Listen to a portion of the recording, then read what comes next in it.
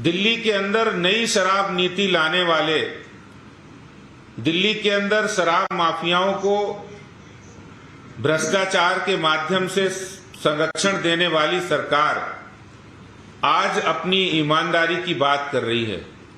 मैं दिल्ली के मुख्यमंत्री से पूछना चाहता हूं कि जिस शराब नीति को आपके उप मुख्यमंत्री मनीष सिसोदिया लाए थे और ये दावा कर रहे थे इससे हजारों करोड़ रुपए का उन्हें फायदा होगा, ये शराब नीति दिल्ली के अंदर रेवेन्यू का भंडार भरेगी और अपने हर वक्तव्य में कहते थे हजारों करोड़ रुपए का फायदा हुआ है। यहां तक कि खुद उप मुख्यमंत्री शराब सीबीआई जांच से एक दिन पहले कह रहे थे इससे 3000 करोड़ रुपए का फायदा हो रहा है, कोई इनके प्रवक्ता कह रहे 1300 करोड़ रुपए का फायदा हो रहा है। लेकिन जैसे ही सीबीआई जांच हुई वैसे ही वो बातें बिल्कुल सिद्ध हो गई जो भारतीय जनता पार्टी पहले से कहती आई।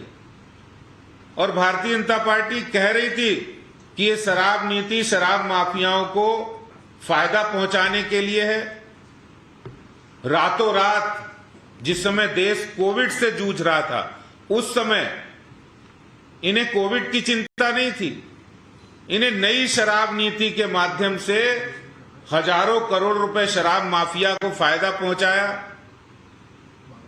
144 करोड़ रुपया उनका कोविड के दौरान, आज तक इतिहास में नहीं हुआ कि कोविड की रिलीफ शराब माफिया को दी जाए। कोविड की रिलीफ दिल्ली के आम जनता को मिले इसकी चिंता दिल्ली सरकार को नहीं थी। कोविड के नाम पर 144 करोड़ रुपए शराब माफिया को माफ करने का पाप दिल्ली में अरविंद केजरीवाल सरकार ने किया है। 30 करोड़ रुपए जो अर्नेस्ट मनी फोरफिट होनी चाहिए वो अर्नेस्ट मनी को वापस कर दिया शराब माफिया के दबाव में। शराब माफिया पर इतने मेहरबान हो गए केजरीवाल साहब कि उन्होंने उनका कमीशन जो 2.5% था पहले उसको बढ़ाकर 12.5% कर दिया।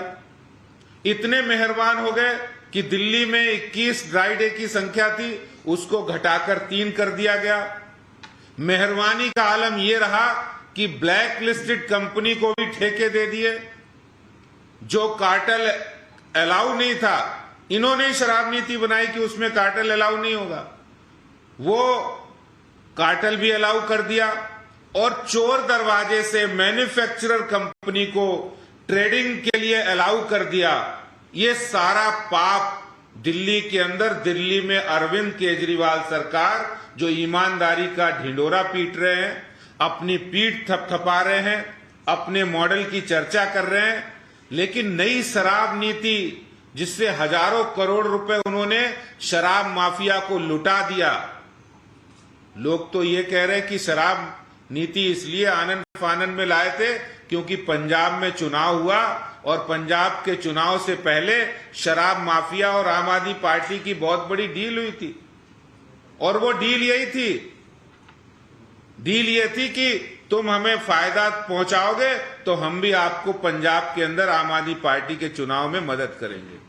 सामने आ गया है, पहले रेवेन्यू 6000 करोड़ रुपया था जो घटकर 5000 करोड़ से भी कम रह गया।